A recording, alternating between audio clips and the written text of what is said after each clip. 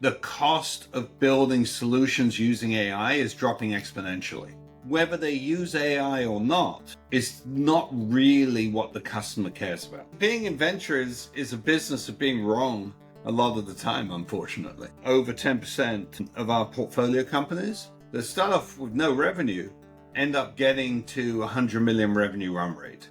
John, thanks so much for joining our podcast today. You're a founder of FF Venture Capital, and today I would like to talk to you about some topics. Great to have you. Well, thank you for having me on board. I appreciate it. When I look at SaaS founders and AI startups, I see many weak founders and lots of very weak business models. Can you share some insights on what is a really great founder for you that you would like to invest in as a seed or an early stage investor? You know, we get asked this question a lot, and it comes in different flavors. But it's like, what do you look for in the startups you back? And I tell people, if there's a list of 12 items, every company we invest in breaks, 3 or 4 of them. There are different things. And honestly, the list that I would provide sounds like the list any other VC would provide. So you're looking for founders that have domain knowledge, founders who are great salespeople, people who are leaders, people who understand the technical challenges and the business challenges in front of them. We like businesses that are business models, so not just attention grabbers. And we like businesses that over time can be defensible. So over time, you can build barriers to entry around what you're doing. And one of the pernicious things about AI, this current tech stack, is the cost of building solutions using AI is dropping exponentially. And so I remember 5-6 years ago in New York, there were a couple of AI startups that were the toast of the town. And the reality is it cost them about $40 million to build the tech stack. A couple of years later, it cost $4 million. A couple of years later, 400,000. A couple of years later, it's open source. And so the barrier to entry is not necessarily the technology, but it's the business model that you can build around the technology. So as the technology can be attacked, you still build a great business. But would this mean if the cost for shipping the code or building the tech stack is getting lower and lower every year, what we saw with web hosting, the cost went down, bandwidth cost went down for that and so on. And now with AI technologies, they are also getting cheaper and cheaper because of economies of scale, new technologies, etc. What would be the implication of that? Would you still think that investing into AI infrastructure, for example, companies would make sense given this type of assumptions? It really depends. So every company is idiosyncratic. Some of the infrastructure absolutely makes sense, but the infrastructure itself can be undermined over time. So the question is, and you have to think this through carefully, as the business is built, what barriers to entry are actually built around the business? What would you say if somebody with a SaaS company is starting right now and he's building in some kind of AI into this system? For example, he's building some AI in the content creation or in the social media marketing, or maybe it's an image generation, or maybe some other workflows that he has internally in his company. What are the 2 or 3 main things that you think most SaaS companies and AI startups should work on in order to create this market entry barriers, or at least increase them? You need to think of businesses as companies that deploy solutions that help their customers and help their customers save money, bring efficiency, do things they couldn't do elsewise, etc. Whether they use AI or not is not really what the customer cares about. The customer cares about their productivity, ease of use, and the like. I've lived through a number of cycles, from client server, through internet, through mobile, through AI. And at each stage in the early beginnings, you go, well, what is it that people need to add the internet to their business? What is it people need to add mobile to their business? What is the AI they need to... And the reality is, look at it as the business solution.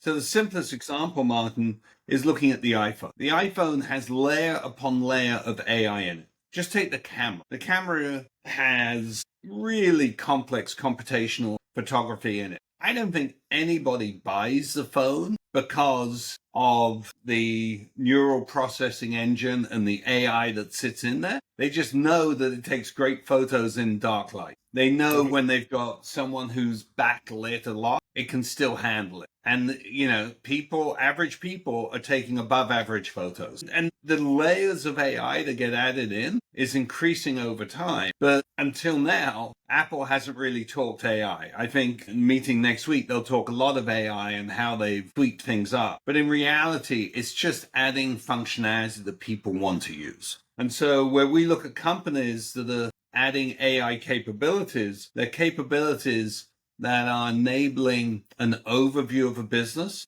that couldn't happen before, an analysis of lots of records and make things simple, and really reducing number of hours of work that need to go in to generate a given solution.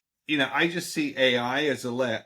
Go back 100 years ago. Electricity was the AI of the time. It was the sexy thing. And, at the time, some companies had directors of electricity to help them understand how to use electricity in their business. And I'll tell you today, Goldman Sachs, which is a finance company, is as much an electricity company, because without electricity, gosh, they couldn't do that much. They need all of the processing and the like that sits on top of the electricity.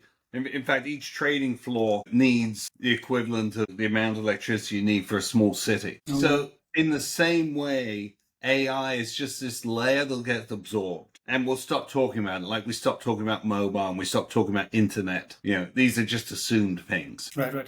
And this is what I'm thinking about. So if I'm starting a startup, maybe I'm faster in one area because maybe, I don't know, I'm the first one to use AI for customer service, for example. And thereby I'm reducing my customer support ticket cost on my end, for example. And then maybe I either make more money or I can reduce my prices. But this would be, for example, my go-to-market strategy there. But over time, other companies will also catch up. Like you said, like the first companies using electricity, they had maybe some kind of advantage because they were the first users. Or the first companies who are their own mobile app on iOS, Android, etc. They were like, wow, great, awesome. And then once the marketplace picked up, their app also picked up. Now everybody is basically doing that. So that is not unique selling proposition or because everybody's doing it. Yeah. Right now it's the same with AI. If a cutting edge, nobody is basically using it, or many people are playing around with it, but not really deeply integrating them into their business models. If, for example, many companies, they are using ChatGPT or Perplexity AI or something like this to optimize some very minimalistic workflows in their business. Yeah, only on a very small flame, I would say. So not really large scale, what I've seen so far.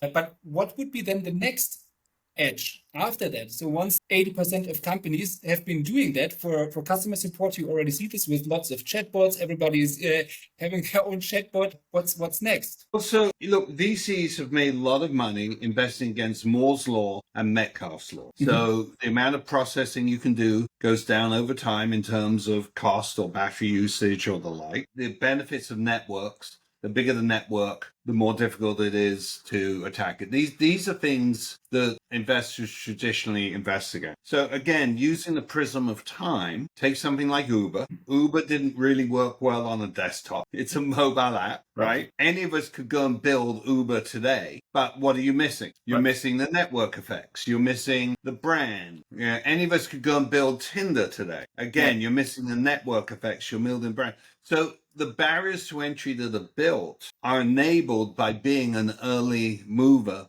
on the platform, but the barriers aren't because it's mobile, and the barriers won't be because it's AI. But it's going to enable people to do things they couldn't do before at much lower cost. And those early advantages can be significant. We have a company in the drone space, this last mile drone delivery called Manna. And they're doing hundreds of deliveries beyond visual line of sight in Dublin today and also in Dallas, Fort Worth. We don't call it an AI company, but clearly autonomous robotics has enormous layers of AI embedded in. And the AI, the ability to actually, for the drone to go from A to B without crashing into something along the way, all of that capability in theory could be copied, but the business model then that gets built hangs on contracts and logistics and brand and other things are built. So that over time, as the AI side becomes trivial, the rest of the business is still there. I honestly think that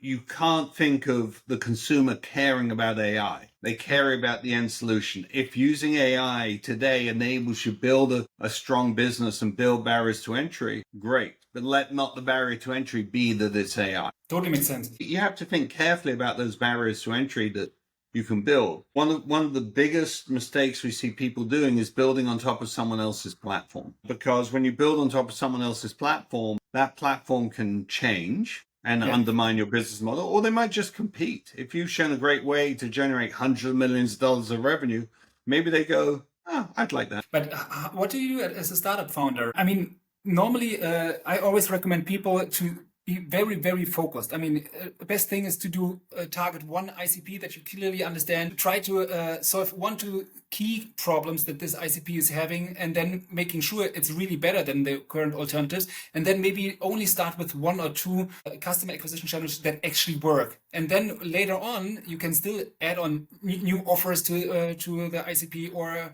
expand to additional ICPs, etc. But first, try to win in a small market that you can actually dominate, and then expand out of that.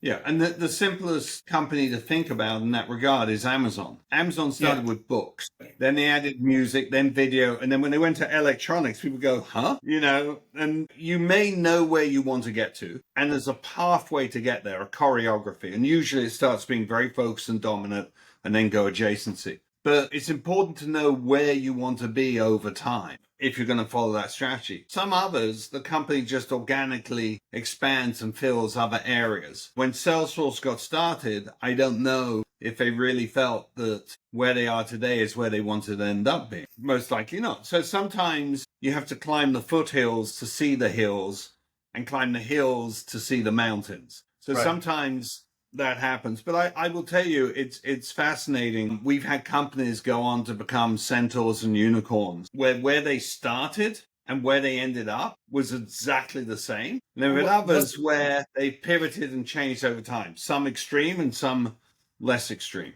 One of the signs of a great entrepreneur is someone who, when presented with a different set of facts than they were expecting, changes their mind. When you are talking to founders that are trying to raise some money, are you also asking them about, okay, what barriers of entry would you like to build up in order to defend your margins, for example, later on? Is this something that you really validate in the seed investment phase? We think about it a lot.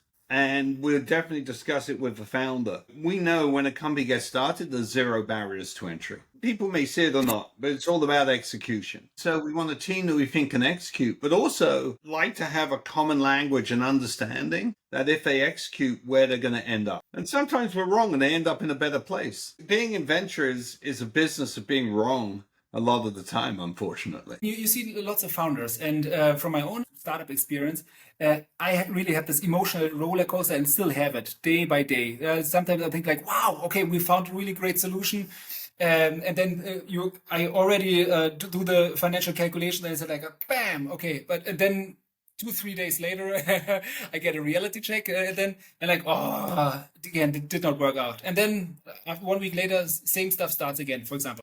Did you see some of those harsh emotional roller coasters with your founders as well? Oh, yes. I think as a founder and also as a VC, you get to be a little bit bipolar. Things are great, things are terrible, things are great, things are terrible. You know, sometimes all in a short period of time. And you just have to have the constitution to deal with that. What we try to do at FFVC is leverage the resources we have and the experience we have to try and help founders think through situations which are new to them, which may not be new to us. Or maybe it's new to us, but we have experience having worked with hundreds of other companies to be able to think through the problem and provide another sort of perspective. I will tell you this, we invest at that seed stage in technology companies, and somewhere over 10% of our portfolio companies that start off with no revenue end up getting to 100 million revenue run rate. 10% of the portfolio where you're investing in the seed round are getting to 100 million ARR. Correct. Wow. Over 10%. Yeah, half of our seed funded companies go on to raise a Series B, which is about 5 times the average in the industry. So, you know, that's what we try to bring to the table, which is, what are the things we can do to help our founders? I wish I knew which particular things they were, because we do a lot, because then I'd do more of that and less of the other. That's the nature of the beast. It's such a long feedback cycle that it's difficult to know. But the data is the data. But if you look at this conversion rate from seed investment to a Series B funding, like you said, like 50% or something like this, from my point of view, there are two main things or factors that you could influence in order to get to this incredibly high number. One thing is you be super, super picky in who you invest in the seed rate. Thereby, you are having this maybe potentially harsher filter, therefore having less okayish startups and thereby increasing this number. Or you are really helping the startup scale faster. For example, maybe find the first customers quicker, optimize things in their go-to-market strategy, or maybe even the third one would be because of your network. Maybe you have a better network to other investors, which enable you to close a Series B faster or with a higher percentage. What would you say from those three factors? What is the truth? Because this is just my hypothesis of. Yeah, I mean, so the answer is I don't know. We are very picky. We do a lot. We do very deep due diligence. We tend to lead rounds and sit on boards. So we're giving a lot of advice.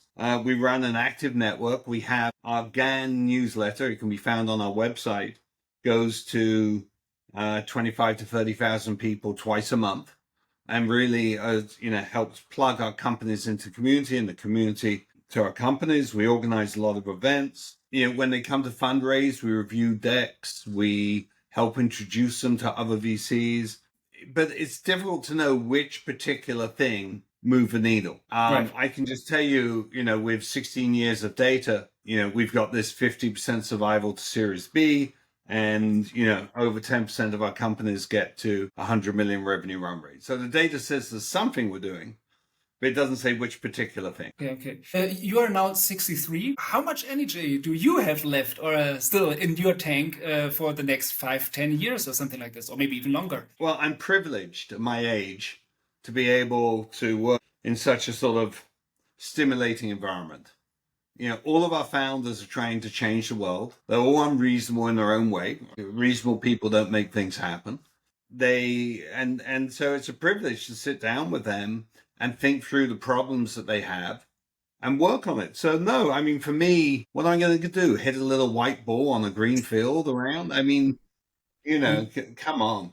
The fastest way to get old is to disengage. Yeah. So no, I'm highly engaged. I think it's an important part of just being healthy and living a good long life. And it's a privilege. We have companies and employ thousands of people that generate hundreds of millions of dollars of revenue. I think our company in aggregate now about $1.5 billion in revenue, and they started at zero. It's a privilege to work with these incredibly amazing, driven individuals and try and help them build these great companies, which are changing behavior of millions of people. It's a wonderful thing. When you invest in seed, John, are you investing pre-product or just pre-revenue, or maybe only post-revenue? How does it work? All of the above. I'll tell you, Mana we invested about 5 years ago. I met Bobby, the CEO, 5.5 years ago. And he sat down, he told me how he wanted to use drones to fly over people's houses to deliver food. And I told him, I said, I have a big problem. And he goes, what's the problem? I go, well, I don't know if you're going to kill people. I don't know if a consumer will adopt. I don't know if business will adopt. I don't know if they're too noisy. I don't know if you can do it economically. And he goes, whoa, you said you have one problem. Yeah, my problem is I think, Bobby, you're the person to solve all this.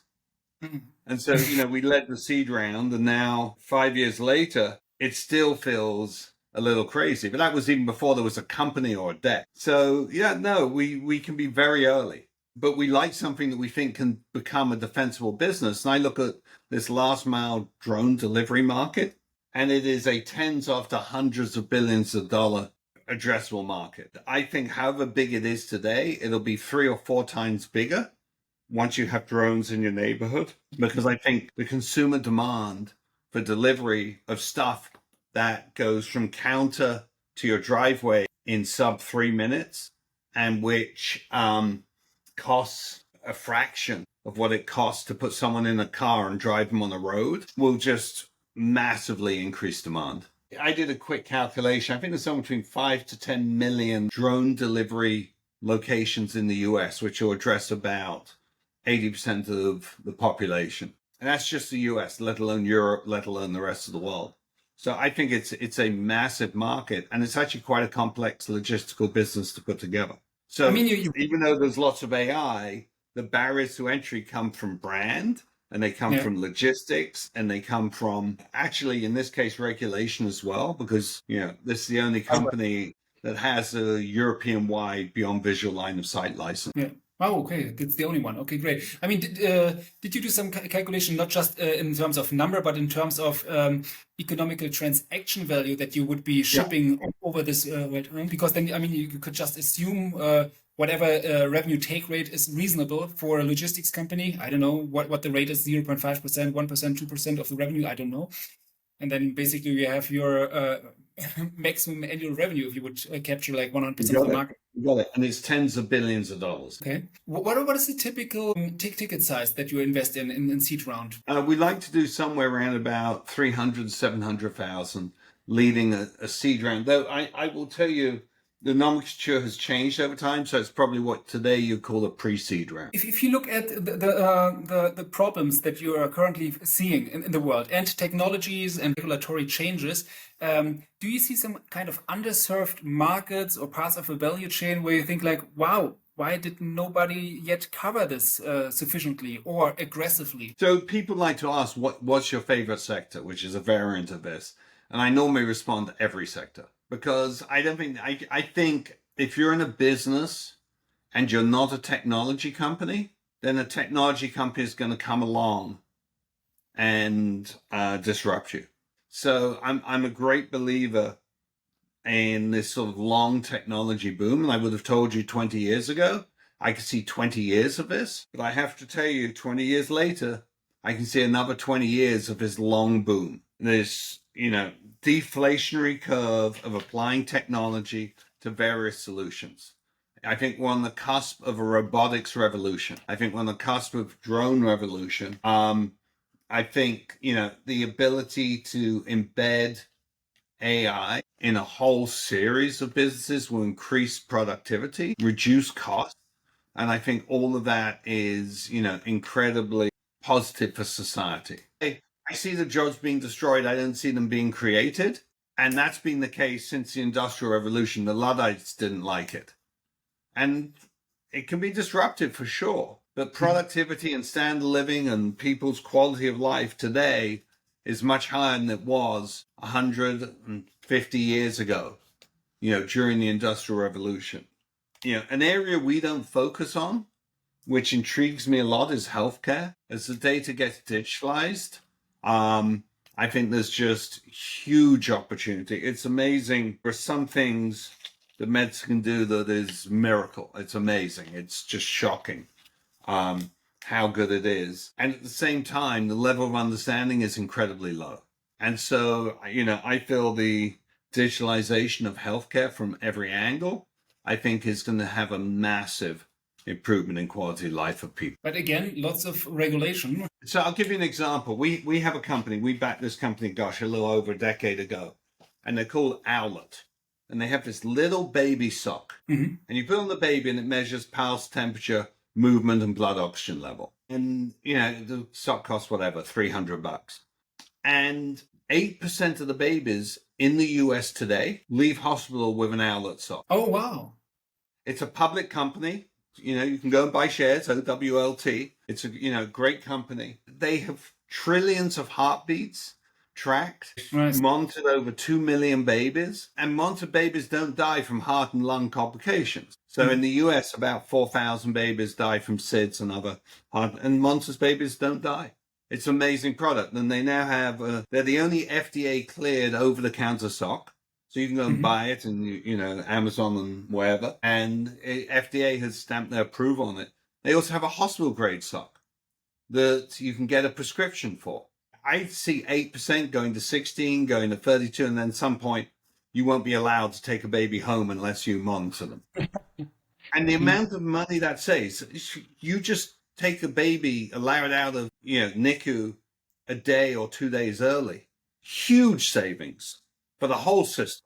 You free up the hospital bed, less costs, less insurance payments, and for the parents to have comfort and to be able to get more sleep and to know that if there's a problem with their baby, they're going to be alerted, I think it's an amazing product. And again, it's this digitalization of the nursery that we think is a great theme they're going after. Because it seems to me you are mainly targeting the US with this type of SOC product. No, they have approval in the UK Yeah. and in Europe. They have a CE certification in Europe, and they just got the UK equivalent of that. Increasing number of their sales are coming from across Europe and the like. But they started in the US and moved to Europe. And again, with certification, it means that it's equivalent standard to hospital grade product, but the parent can take home. Because I guess the pitch in the US then might be, okay, parents, instead of you paying whatever, $300, $400, $500 every day your kid and you are staying in the hospital, just pay one time $300, and then you can leave 2 days earlier, which means we're saving you like $500 per transaction, and you feel good at home. Yeah, the insurance company is probably paying $20,000 a day for the kid. That's $40,000 versus buying a sock. Okay. So that. But take someone like the NHS, with socialized medicine. The NHS can say, if we could send kids home 2 days early, that would save us how many billions of dollars across the system? Yeah. So, the economics make sense, whoever's paying. Last question. What would be the number one advice to SaaS founders and AI founders before they reach out to you and looking for fundraising? Well, I think whether it's us or any other VC, look at the portfolio and see if they invest in a competitor. Now, we will not talk to companies that are competitive, but other VCs will. We don't think it's a good practice. Second one is see if it's relevant for them at stage and sector and the like. So those two things are important. Next one is you can definitely do cold outreach, and we'll listen to cold outreach. But in reality, warm outreach works better. So find a way to network in via LinkedIn, other founders and the like to get a warm intro. And, we try to neutralize that and just take in everything and look at everything. But I will tell you, the companies we end up investing in ex post have generally come in warm intros. And then, the last thing, and this is trivial, put numbers on your slides. It's my pet peeve. Like 3/4 of the decks we come, you go on slide unnumbered, on unnumbered page, talking about this. Can't even refer to it. And understand, people say it's difficult to raise money today. It's always difficult to raise money. People talk about the Series A crunch, the Series B crunch. There's always a Series A crunch, Series B crunch. Traditionally, if 100 companies get founded at seed level, that, $2 to $4 million check, below 10 million valuation, right? Then 30 raise a Series A and 10 raise a Series B. So there's always a crunch. And don't just think about optimizing the round, but think about how that round optimizes for the milestones you'll hit for the next round. So it's always difficult. You've got to take a lot of meetings. You can take a lot of no's, and eventually you'll find the right matchup. And then when you do, diligence the VC, because you're going to be working with them the next 5 to 10 years. You want to make sure they're good people.